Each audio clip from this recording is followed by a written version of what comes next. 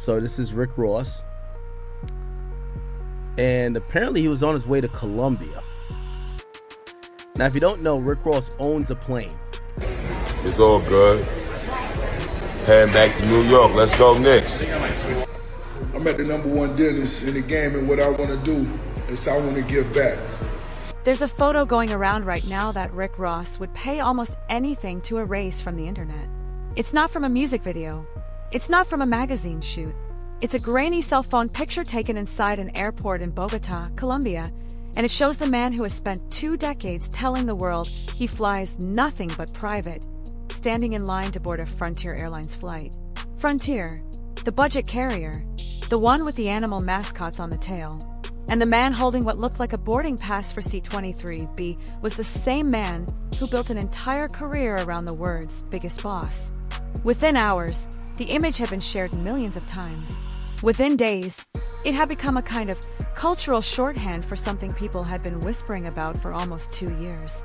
Something nobody wanted to say out loud, because saying it out loud felt almost cruel. The boss might be broke. And while the internet was busy turning that one airport photo into 10,000 memes, something else was quietly happening in the background. A tax filing surfaced in the state of Georgia, showing Rick Ross owed almost $65,000. A Belgian watch dealer with 2 million subscribers was breaking down, frame by frame, why he believed the rapper's $3.5 million Emerald Audemars Piguet was a counterfeit. Ticket prices for Ross's upcoming anniversary tour were collapsing on resale sites, dropping into the low 40s. And sitting at home in Connecticut, watching every single one of these stories land like clockwork, was a man who has waited nearly 20 years for exactly this moment. Curtis Jackson, 50 Cent, the one human being on the planet who has dedicated more energy. Yo, what's happening? It's the biggest boss in the game, Ricky Rose, right here live with Rob Report. Sorry, that's funny. Ricky Rose, brother. To dismantling Rick Ross than anyone alive. And right now, in 2026, he's not even pretending to hide how much he's enjoying it. What you're about to hear is not a hit piece. It's not internet speculation dressed up as journalism. It's a timeline of receipts, public filings, and viral moments that, when you put them all next to each other, paint a picture the boss really doesn't want you to see. So get comfortable, because we're going to walk through every single piece of this puzzle, and by the end, you're going to understand exactly why even the people who love Rick Ross are starting to ask the question nobody used to be allowed to ask. What if it was all a flex? And what if the flex finally ran out of gas? To understand why a single photo on a Frontier flight could shake an entire career, you have to go all the way back to one summer in 2008. Because that's when the first crack appeared. And once a crack opens in hip-hop, it almost never closes. Back then, Ross was on top of the world. The boss was everywhere. Mansions, yachts, kilo talk, that signature voice booming about a life that sounded like a Scarface remake. And then, almost out of nowhere, photographs started circulating online. Photographs of a younger William Leonard Roberts II in a corrections officer uniform, standing in a Florida state prison, holding a badge. The man who built his entire persona on being the trafficker, the kingpin, the guy who moved weight and ran the streets, had spent over a year working as a CO, watching inmates, filing reports, punching a clock for the state. In any other industry, this would be a footnote. In hip-hop, it was an earthquake. Because authenticity in this culture isn't a marketing slogan. It's the entire product. And the man who spread those photos and turned them into a permanent stain wasn't a journalist or a podcaster. It was 50 Cent. He didn't just leak the photos. He turned them into content. He made cartoons. He bought a TV. He gave Ross's Baby Mama a reality show pitch. He cackled about it on radio for years. And here's the thing people forget. Ross survived it. He survived it because the music was hitting too hard to ignore. Deeper than rap. Teflon Don. God Forgives, I Don't. Album after album, Ross drowned out the noise with platinum And for the little fat guy in the one cubicle office speaking on watches, speaking on Rick Ross and his Audemars. Stay out of grown folks' business, little piglet. Get out of that one cubicle office and go and see the world. Audemars. And Maybach music releases. The wound never closed, but the money was thick enough to cover the scar. That was the deal Rick Ross had with the world for over a decade. You question the persona, he He answered with a #1 record. You called him fake. He answered with a stadium tour. You laughed at the corrections officer photos. He answered with another mansion. And as long as the receipts on the back end kept piling up, the questions on the front end stayed background noise. But somewhere around 2022, that arrangement started to slip. The album cycles got longer. The mainstream singles got quieter. And the streaming economy, which pays out pennies for what used to pay dollars, started doing something to legacy rappers that nobody talked about publicly. It started exposing who was actually liquid and who was just leveraged. And then came Colombia. The Frontier Airlines moment didn't happen in a vacuum. According to the story that broke in late 2026, Ross had landed in Bogota for what was supposed to be a routine performance trip. The private jet, the same one he's filmed himself sitting on more times than anyone can count, was reportedly grounded. And when it came time to leave the country, the man with the $40 million plane in his Instagram captions walked into a commercial terminal and bought a ticket on a budget airline. Now look, plenty of rich people fly commercial. Bezos has done it. Buffett famously did it for years. The issue was never the act. The issue was who. Because nobody in hip-hop has talked about private aviation more than Rick Ross.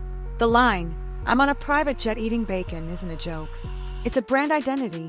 So when the photos hit, the internet didn't ask whether his jet was in the shop. The internet asked whether the jet ever really existed the way he said it did. Ross's response made it worse. So much worse. Within days, he hopped on Instagram with a clapback video where he tried to explain that the private jet was, and I quote, getting upgraded with Starlink Wi-Fi. Starlink Wi-Fi. The man who once rapped about owning his own runway tried to tell the world that his entire aviation operation was paused so Elon Musk's internet could get installed in the cabin. The comment section turned into a graveyard. Even his own fans were posting laughing emojis. Because here's the thing about a bad excuse. A bad excuse doesn't just fail to clear up the question. It makes the question louder.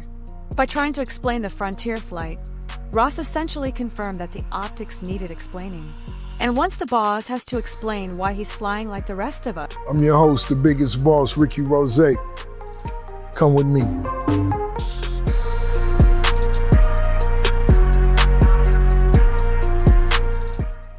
The magic of the entire persona starts to evaporate. And while the internet was still laughing at the Starlink excuse, watch collectors were quietly building a much more dangerous case. Because there's one community on the internet you absolutely do not want fact-checking your jewelry. And in early 2024, that community came for Rick Ross with the precision of a Swiss movement. His name is Nico Leonard. He's a Belgian luxury watch dealer with millions of subscribers and a YouTube channel that has, over the years, ended the credibility of more than a few celebrity flexes. And when Ross started parading around a green, emerald-encrusted Audemars Piguet Royal Oak, claiming it cost him $3.25 million, Nico did what Nico does. He pulled it apart on camera, frame by frame, pixel by pixel. The bezel proportions were wrong. The emerald cuts were inconsistent in ways that no genuine AP house would ever approve. The case finishing didn't match Audemars Piguet's signature polishing technique. And the dial, under high resolution, showed details that Watch Insiders said would never leave the Le Brassus factory. Nico's verdict was blunt. He believed Rick Ross was wearing a fake. The video racked up millions of views. Other watch experts piled on. And then Ross did something that, in hindsight, may have been the biggest mistake of the entire situation. He responded. He hopped on Instagram and started calling Nico Leonard Piglet. Just Piglet. Over and over again. No serial number. No paperwork. No invoice. No appearance at the Audemars Piguet boutique to prove the authentication. Just a nickname and a lot of yelling. In the watch world, that's the equivalent of being asked to show your driver's license and answering with a freestyle. It doesn't satisfy anyone. It doesn't prove anything. And it tells every collector watching that the answer to the question probably isn't one you want on the record. What made it worse was the context. Hip-hop jewelers have been whispering for years about pieces in Ross's collection that looked off. Chains that didn't weigh what they should. Diamonds that didn't refract light the way real stones do. The Nico incident didn't create the suspicion. It just gave the suspicion a face, a name, and a viral clip that wouldn't die. And once the watch community decided publicly that they didn't believe Rick Ross's most famous flex, Every other piece of jewelry he had ever worn went under the same microscope. The frame had shifted.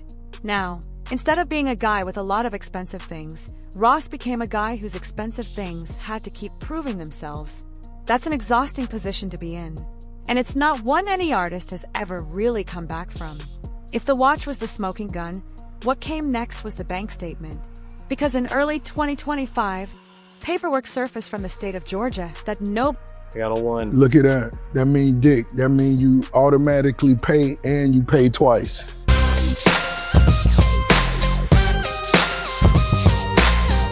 nobody in Ross's camp wanted the public to see. According to filings reported by multiple outlets, the state had issued a tax execution against William Leonard Roberts II for unpaid 2021 taxes. The original debt was just over $29,000.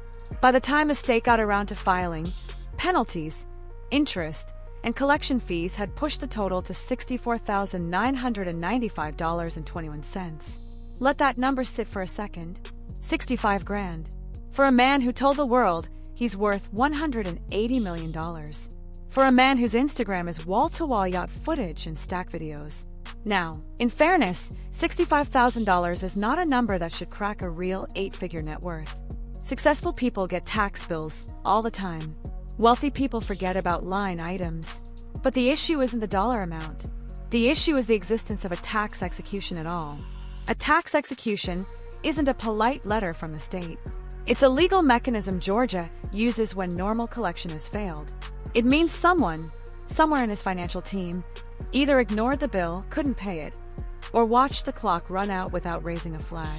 And it happened in the same state where Ross owns what may be the most famous flex property in hip-hop. A 109-room estate in Fayetteville, Georgia. A property he reportedly purchased for $4.2 million in cash. The math just doesn't math. You can drop $4 million in cash on a mansion, but you can't clear a $65,000 tax bill? Either the cash flow isn't what it used to be, or the team around him is in worse shape than anyone realized. Neither answer is good, and the property itself is a story. 109 rooms, indoor pool, bowling alley, the kind of estate that costs a small fortune just to keep the lights on. Property tax alone runs into 6 figures annually. Staffing it, even at minimum, runs into hundreds of thousands. Insurance, maintenance, security, landscaping. The promised land, as Ross has called it, isn't an asset. It's a monthly liability with a beautiful gate. And when you start adding up the recurring costs of a lifestyle built around that estate, the cars in the driveway, the chains in the safe, the cigars on the lawn, the catering trucks for the annual... I'm your host, the biggest boss, Ricky Rose. Come with me.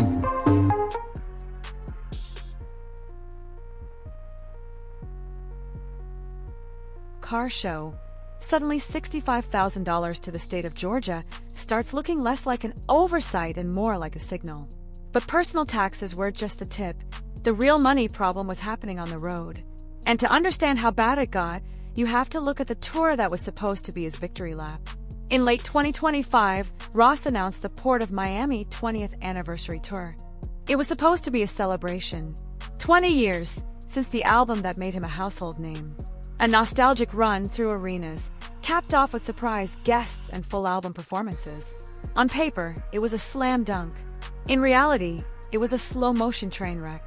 Within weeks of tickets going on sale, fans started posting screenshots of nearly empty seating charts.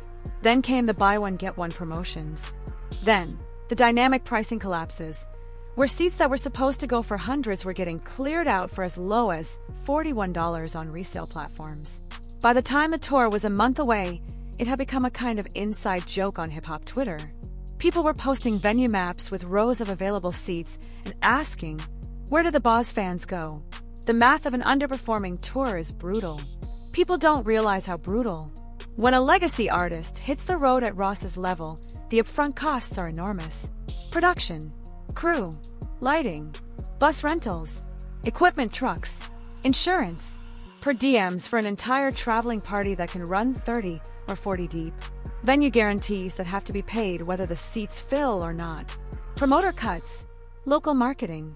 A single underperforming arena date doesn't just leave money on the table. It actively bleeds money. Multiply that across a 15 or 20 city run, And what was supposed to be a multi-million-dollar payday turns into a multi-million-dollar hole. Tours are the safety net for legacy artists in the streaming era. When the safety net starts losing money, the entire financial ecosystem of being a working rapper starts to wobble. And then came Tony Yayo. Because of course it did. Yayo, 50 Cent's right hand for 2 decades, posted publicly about Ross's struggling ticket sales. Just dropped it into the timeline. No commentary needed. The G-Unit signal had gone out. And that's the thing about being in a beef with 50 Cent. You're never just in a beef with him. You're in a beef with an entire organization that has been waiting, patiently, for any opening to swing. Yayo posts. The blogs pick it up. The blogs go viral. The clips hit TikTok. And by the time it all gets back to Ross, it's no longer a ticket sales issue. It's another national headline that hammers the broke narrative deeper into the public consciousness. Which brings us, finally, to the man at the center of all of this.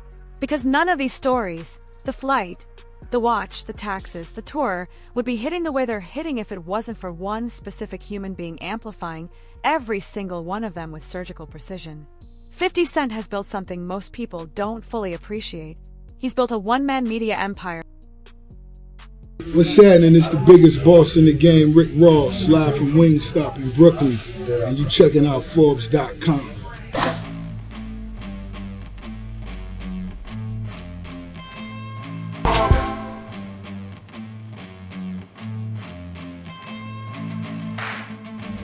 His entire editorial strategy is making Rick Ross's life as uncomfortable as legally possible. And what makes it work is that 50 isn't punching from below. He's punching from a position that, even after his own financial setbacks, is still verifiable in ways Ross's never has been. Let's be honest about 50 too, because the story isn't one-sided. Forbes reported recently that 50 Cent's net worth had taken a significant hit, with some estimates suggesting his peak valuation has dropped by hundreds of millions of dollars. Not every Curtis Jackson venture has been a home run. Not every TV show has hit. The bankruptcy filing years ago is part of the public record. But here's the difference, and it's a critical one. Even at his low points, the receipts behind 50 Cent's empire have always been there. The vitamin water deal that paid out an estimated $60 to $100 million when Coca-Cola acquired Glasso. The Power television universe, which spawned multiple spin-offs and made him one of the most successful black showrunners in cable history. The G-Unit Film and Television Incorporated operations. The boxing promotions. The headphone deals. The liquor brand. Whether the current number is 40 million, 100 million, or somewhere in between, the operations that built it can be checked, audited, and verified.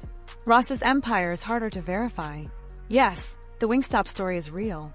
He's spoken often about owning around 25 to 30 franchise locations, and his investment in the chain is genuinely impressive.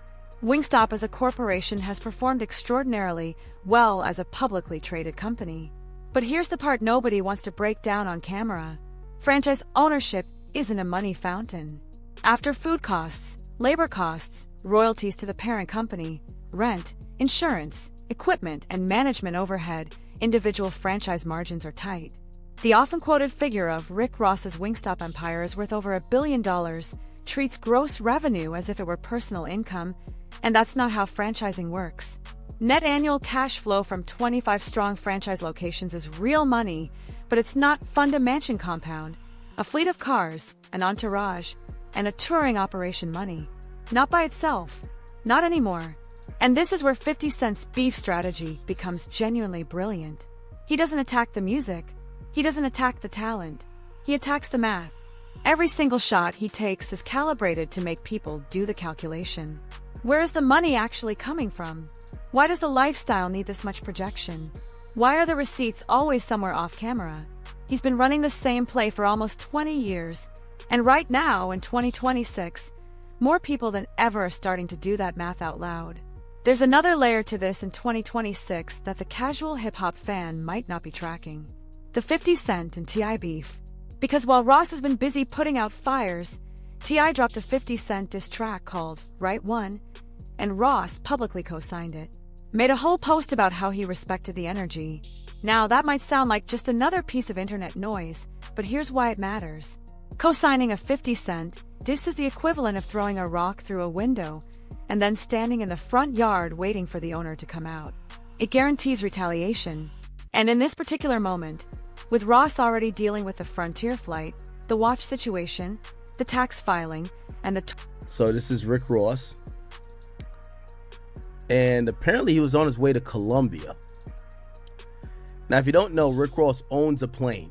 Poor collapse. The last thing he needed was to give 50 Cent fresh ammunition to load into the chamber. But he did it anyway. And 50, predictably, used it. The cycle keeps feeding itself. Every time Ross pokes the bear comes back with bigger receipts, and the broke narrative gets one more day in the headlines. Here's the part nobody wants to say out loud. Rick Ross might be in deeper trouble than even 50 Cent realizes.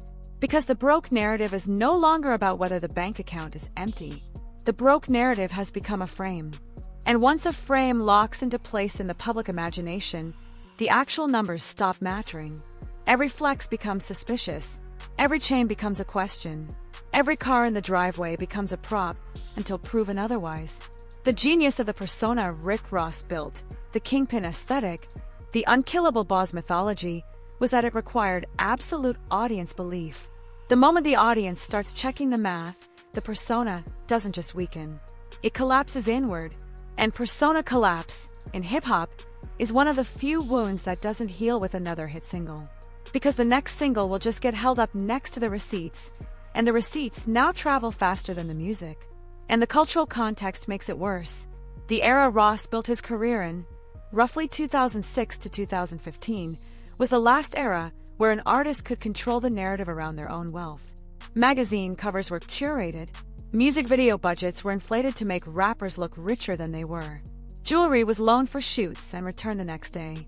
The audience never saw behind the curtain because the curtain was thick and the cameras only pointed where you let them point. Today, the curtain is gone. Every passenger on every Frontier flight has a phone. Every watch dealer with a YouTube channel is a forensic investigator.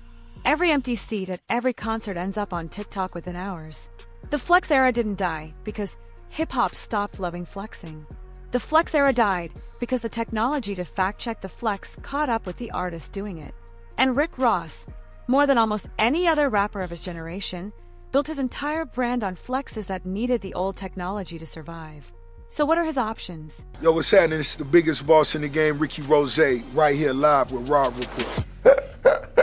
Sorry, that's funny. Ricky Rose, brother. Honestly, none of them are good.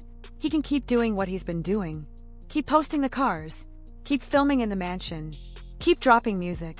Hope the volume of new content drowns out the broke narrative. But the broke narrative has too much oxygen now.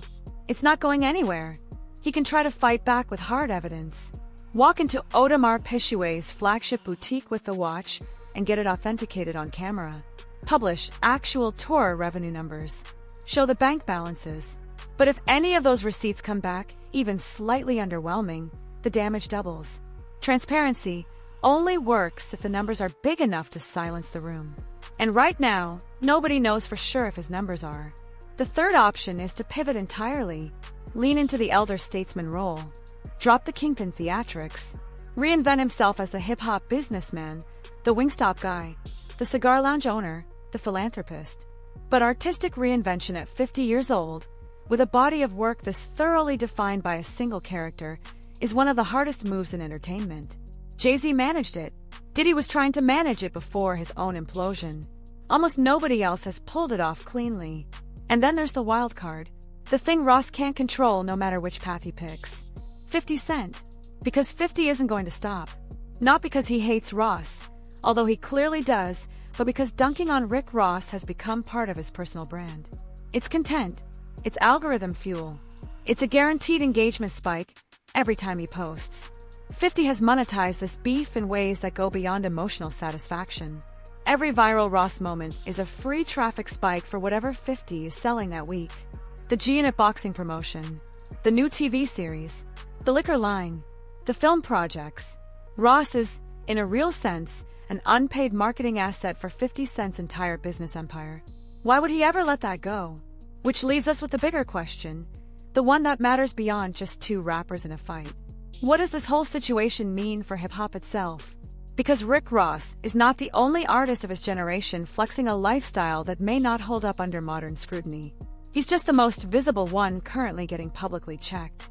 The rich rapper archetype, the whole mythology of unlimited wealth, drug money origin stories, jets and yachts and watches and chains, was built in an era of looser fact-checking and tighter narrative control. And for the little fat guy in the one cubicle office speaking on watches, speaking on Rick Ross and his Audemars, stay out of grown folks' business, little piglet. Get out of that one cubicle office and go and see the world. Audemars. Control. That era is over. And what's coming next? What we're seeing the first wave of right now is an entire generation of veteran rappers being audited in real time by an audience that has access to more financial intelligence than any reporter in history ever did. Ross is the canary in this particular coal mine. The way his situation resolves, or doesn't, is going to set the template for how every flex rapper from his era survives the next 5 years. So is Rick Ross actually broke? Probably not in the strict, literal sense. The Wingstop money is real. The catalog royalties are real. The brand still has value. He's almost certainly worth more than the average person watching this video can imagine. But broke isn't really the question. The question is whether the gap between the image he's selling and the reality he's living has grown too wide to close. And the answer to that question, based on everything we've just walked through, is starting to look like yes. The Frontier flight isn't just a flight. It's a symbol. The fake watch allegations aren't just about one watch. They're about whether anything he wears can be trusted. The tax lien isn't just a number. It's a paper trail that says the financial machinery isn't running as smoothly as it should. The empty tour seats aren't just empty seats. They're a referendum on whether the audience still buys the legend. And 50 Cent isn't just trolling. He's documenting. Every post, every clip, every Instagram caption is another entry in a public ledger that's been building since 2008. The Boz persona was the product. And right now, in 2026, the product is having the worst quality control crisis of its entire run. The real test isn't whether Rick Ross can survive this moment financially. It's whether the version of Rick Ross that hip-hop has loved for 2 decades can survive it culturally. Because if the persona cracks, the music cracks with it. That's the deal he made when he chose this character. And the man across the country watching all of this unfold, the one who shot 9 times, built an empire, lost half of it, and built another one anyway, has been waiting since 2008 to see whether his old rival could pay the price of the bet he made. We're about to find out the answer. And whichever way this goes, the next year is going to be one of the most fascinating stretches in hip-hop we've watched in a long, long time. So what do you actually think? Is the broke narrative real? Or has the internet finally weaponized speculation into something that's swallowing a genuine career? Is 50 Cent a genius cultural operator, or just a man who never learned to let a grudge die? And is there a version of Rick Ross, a real one, behind the persona, that we've never actually been allowed to meet?